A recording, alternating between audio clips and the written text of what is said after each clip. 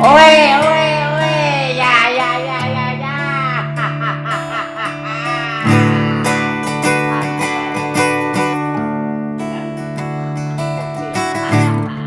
Oh adik, Om Oyonjin, terima kasih saya dalam hadinan ini. Sama-sama, saya juga senang sekali bisa menerima Anda sudah lama kan anak saya. Terima kasih Pak. Kecuali tertentunya memang sudah saya kalau mereka berat toh semuanya pakai ganti ya dananya gak ada juga itu maka kita harus ekstra nggak tahu karya-karya susah. Jadi termasuk yang punya Wadi juga sekarang udah Dari baik itu lebih mudah bagi mereka itu yang susah. Kalau karya itu sudah digadek oleh orang yang jahil sehingga dia tidak tahu pakai bahan apa. Padahal untuk karya untuk restorasi itu bahan yang dipakai itu seharusnya itu reversible, bisa diangkat balik. Ya, tidak boleh lebih kuat dari catnya di situ. Nanti kalau lebih kuat dia mau ngangkat itu catnya ikut gitu kan. Nah, ini kan kalau amatiran yang itu kan enggak mikir itu. Biasanya sama mereka akan dilukis ulang. Ya. Nah, dilukis ulang itu maka pakai catnya lebih kuat ya. Karena itu mau diangkat ya catnya lama katut gitu kan. Nah, di situ itu bisa ongkosnya restorasi itu ya. jauh lebih mahal dari lukisannya. Misalnya perang. Saya itu pernah, nah ini ekstrim ya, ekstrim. Iya. Ini sudah lama sekali. Saya itu pernah dulu beli karya Hendra lama rusak. Ya sebenarnya Tahun berapa itu? Waduh, itu tahun 80 70? Enggak, belum sudah setelah itu tahun berapa ya? Tahunnya pada awal 90-an, 80-an akhir sekitar itu kan. Ah, itu sebenarnya punyanya keluarga dari Pak Hendra, itu. Tapi saya tidak berani beli karena karya itu sudah catnya ada yang sudah lepas, ada yang flaking mau lepas. Jadi saya suka, tapi saya tidak berani beli.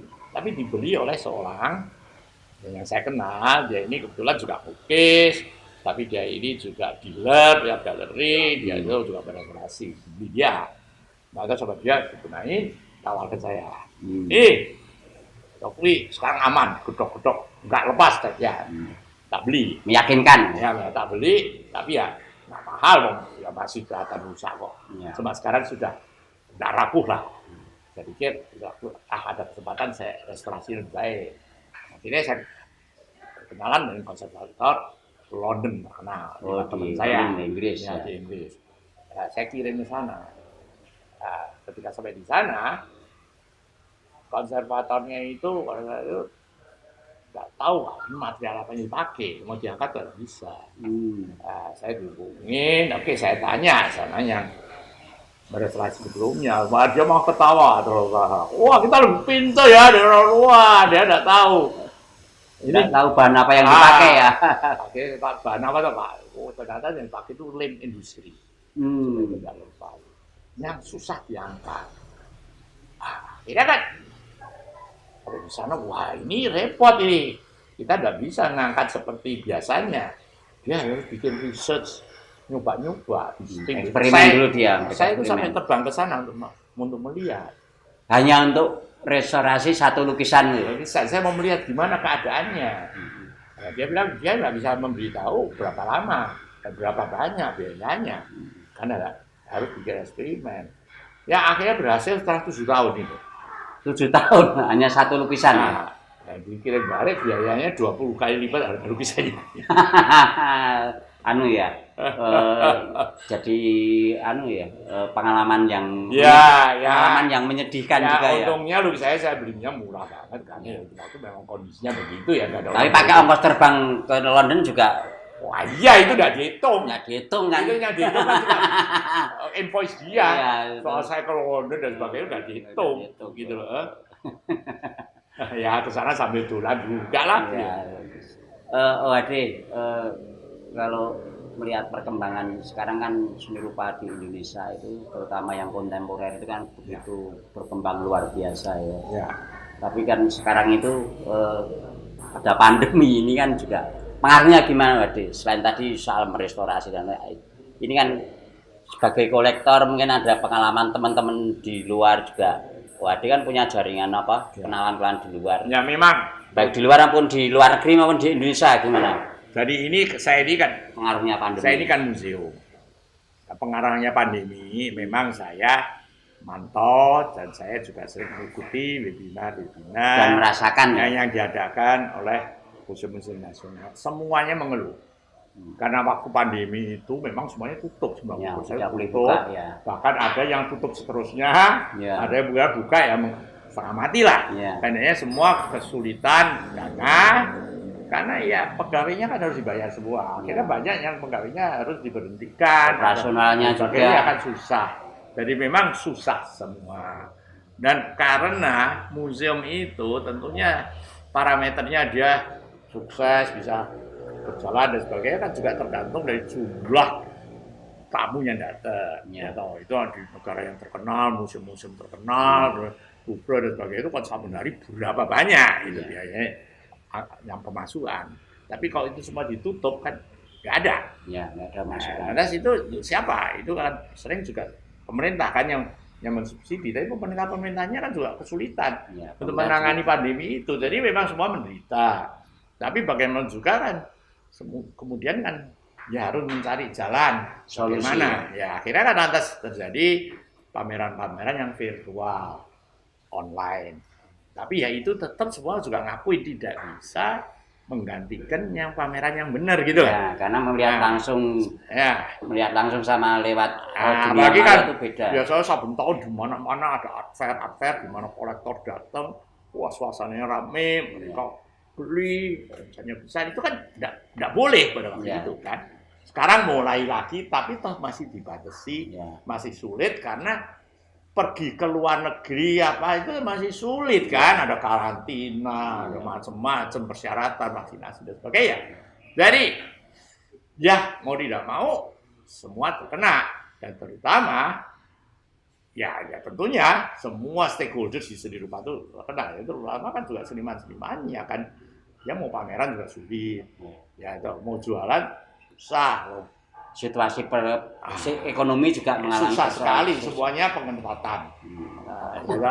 Pengetatan pinggang ya. Pinggang ya toh. Jadi prihatin. Karena karya seni itu kebutuhan tidak utama, dalam arti kalau tidak ada karya seni saya tidak bisa makan. Yang nomor satu kebutuhan pertama kan makan. Ya toh, dan sebagainya, kesehatan dan sebagainya. Sehingga ini kan atas ke nomor berapa kan. Nah, jadi ya pasarnya sangat kena dan bahkan banyak seniman-seniman yang akhirnya ya mau tidak mau harus juga cari penghidupan dari pekerjaan lain. Ya itu tidak apa-apa menurut saya, tapi pekerjaan lain sekarang juga susah loh. Ya sama saja juga. Iya. Mau banting setir, mau jualan nasi goreng juga lebih susah. Bukan bidangnya. Dan dulu juga susah waktu jualan apa-apa tidak boleh kok. Sekarang lebih longgar lah, tapi ini kelihatannya baik kan, Indonesia membaik kan, kita sudah senang semua toh. Mendadak ada berita varian Delta yang baru ini, ya Omi apa itu? Yang di Afrika itu ya? Ya, ini kan katanya daya tularnya 5 kali lebih dahsyat. Nah, ini kan kita mesti waspada lagi. Nah, ini Natalan, liburan kan mau PPKM. Jadi tiga lagi pengetatan. Jadi masih kita tuh masih dalam keadaan tidak menentu, tidak normal. Ya belum normal ya. Dari normal barunya juga belum normal, belum jelas seperti apa. Dan mungkin belum bisa belum tentu kembali seperti pandemi ya. Ya saya kira juga untuk kembali lagi ya seperti dulu ya. Susah pasti. Virusnya itu nggak pergi kok ya. Ada perubahan. Nah, zaman ini memang berubah terus kan. Ya, tapi ya pasti ada penyesuaian yang persisnya akan seperti apa ya saya juga belum bisa meramal. Ya, tahu gitu ya. Ditanya soal itu udah tahu. Tapi artinya sekarang memang dibutuhkan kemampuan bagaimana beradaptasi. Yang paling penting itu bagaimana bisa beradaptasi. Dan itu perlu macam-macam inovasi, kreativitas, ya dan sebagainya. Dan yang sangat perlu sekarang ini waktunya untuk kerjasama. Mau hidup sendiri juga bisa, saling membutuhkan. Saling membutuhkan. Seniman sehebat apapun memang butuh. Dan sekarang ini kan kita tidak bisa lantas angan-angan besar-besaran go global, go international. Kan susah mau go global dia, mau bepergian keluarga susah, logistiknya juga susah dan sebagainya. Jadi kita juga lebih banyak perhatian ini mau tidak mau dan mungkin ada baiknya juga ke lokalnya, ke kampungnya sendiri, desanya sendiri itu lebih banyak diperhatikan. Ya mungkin ini bisa merupakan real, nyata ya, real ya. Mau tidak mau gitu. Jadi kita harus mengembangkan daerahnya kita masing-masing, ya mensosialisasikan karya seni, mendidik penduduk setempat supaya bisa berkenalan dengan seni, bisa mencintai seni dan sebagainya itu. Kalau apresiasi masyarakat terhadap karya-karya seni kontemporer khususnya seni rupa sepentangan Wadi gimana? Saya bilang menggembirakan terutama di kalangan anak muda. Ya kalau kalangan yang sudah tua-tua memang ya orang tua aku sudah lebih susah untuk berubah kan ya dari kebiasaan yang dulu, tapi anak muda-muda ini kalau saya pantau juga sudah berapa tahun terakhir ini bahkan sebelum pandemi keliling-keliling itu ada pembukaan kamera itu beberapa dan pengunjung museum seperti Museum Hadi kalau dahulu itu anak muda dalam arti anak sekolah yang mahasiswa yang non seni itu apa dikatakan pokoknya datang itu kolektor bahkan dari luar negeri dan sebagainya ya mahasiswa yang mempunyai tugas akhir atau ekskursi studi lapangan dengan sekolahnya. Tapi sekarang tuh banyak itu justru pelajar mahasiswa non seni. Mereka ada perkembangan yang menggembirakan ya. Dan mereka itu inisiatif sendiri loh, tidak digiring sama sekolahnya loh. Artinya punya kesadaran. Itu rupanya dalam hal ini itu menurut saya sosial media ini punya peranan penting. Karena kalau kita tanya, Anda kok tahu? Ya dari sosial media. Dari mana gitu? Dari mana? Dari temennya, dari apa? Ya dari WhatsApp group, dari Facebook, dari Instagram. Lihat, wah ini fotonya apa ya? Mereka mau foto di situ juga gitu kan? Ya toh kadang-kadang kecerek. Loh itu kok mana? Kameranya wis diganti kok gitu.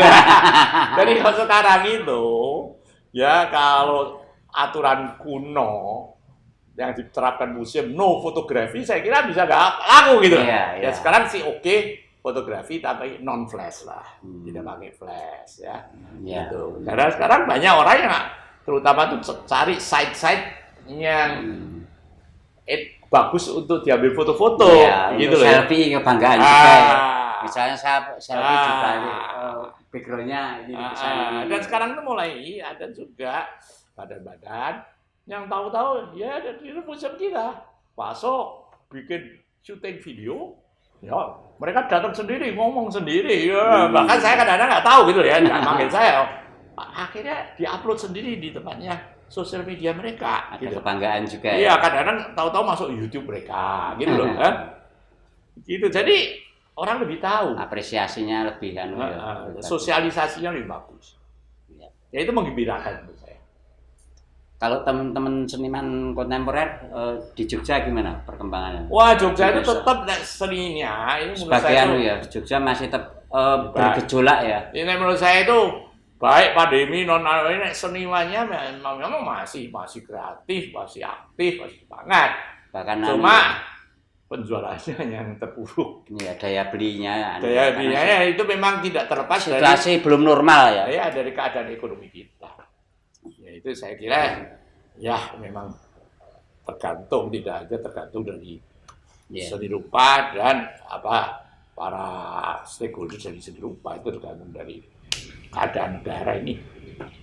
Artinya kan seniman itu bisa diapresiasi juga masyarakatnya, dukungan dari masyarakatnya itu juga sangat penting. Penting sekali karena seharusnya seni itu bisa hidup dari masyarakat sekitarnya.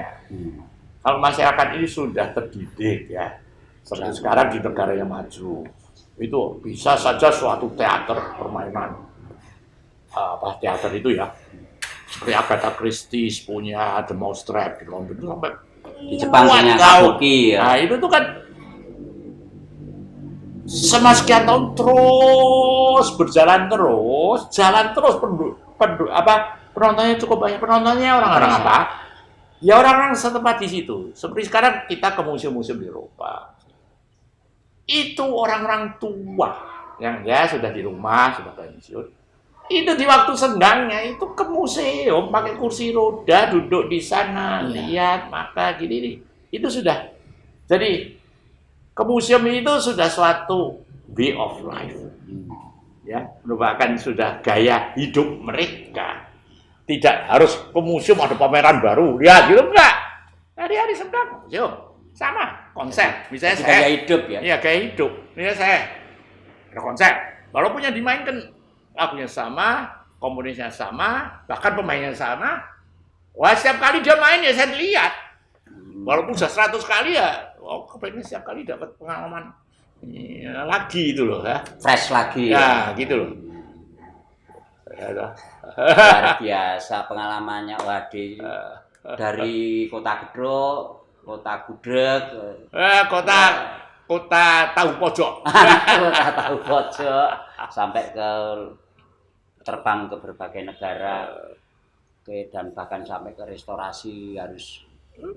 Ya dari restorasi saya pengalaman sekali karena saya itu sudah menggunakan konservator profesional dari luar itu. Wah, sudah 25 tahun yang lalu saya kira. Ya, paling tidak bisa sekitar itu sudah. Sejak tahun 99 ya, sudah lama banget lah. Oke. Ya. Om OHD lebih teman-teman kan lebih mengenal OHD. Oh ya paling gampang kan OHD, yang panjang. Jadi OHD itu sudah jadi hak paten saya. Terima kasih Om OHD. Wah, Pak Kocil ini luar biasa. Saya kan yang adaptasi menyesuaikan diri toh. Harus. Orang yang bisa survive, bisa bertahan itu yang bisa adaptasi. Yang paling abadi itu adalah perubahan. Ya. Iya. Dan perubahan itu nggak bisa dicegah. Ya. Dan semuanya itu berubah. Yang tidak berubah itu orang kan terkenal tuh zaman. Yang tidak berubah itu ya perubahan itu. Oke. Kalau tidak mau berubah akan stagnan ya. Ya, dan tidak mandek, macet ya. Tidak akan stagnan, tidak bisa survive, tidak bisa bertahan. Tersingkir. Terpinggirkan ya marginal. Terima kasih Wade. Sama-sama. Kami sudah diterima dengan baik, dengan senang riang bersama, disuguh kopi, roti. Wah, bedanya kita harus riang dalam itu. Pokoknya harus riang, merenges jaya. Tiada hari tanpa ketawa. Ya, ketawa itu membuat kita imun ya. Pokoknya kata kuncinya apa? Greng ya. Greng. Ketika melihat lukisan itu karya itu harus greng. Iya. Nah, kalau nggak greng hanya dingin ya. Itu saya itu belajar dari Pak Widayat itu. Harus ada gerengnya. Jadi kalau kita lihat pas pameran bersama itu, ketika Pak OHD saya wawancari, wah ini karya ini greng. Yang penting itu gerengnya dulu ya. Oke, terima kasih Pak OHD. Ya, oke, kawan-kawan, sobat-sobat yang ada di rumah atau dimanapun, di mall atau di tempat wisata atau di museum dimanapun. Percakapan saya dengan Pak OHD ini mudah-mudahan bisa menginspirasi. Saya sudah jauh-jauh dari Kota Gudeg menuju ke Kota Gedruk ini diterima, tapi ini ada manfaatnya, mudah-mudahan menginspirasi teman-teman terutama yang muda. Jangan lupa harus berani berubah dan beradaptasi. Oke, terima kasih. Jangan lupa tonton Let and Sangat. Ya.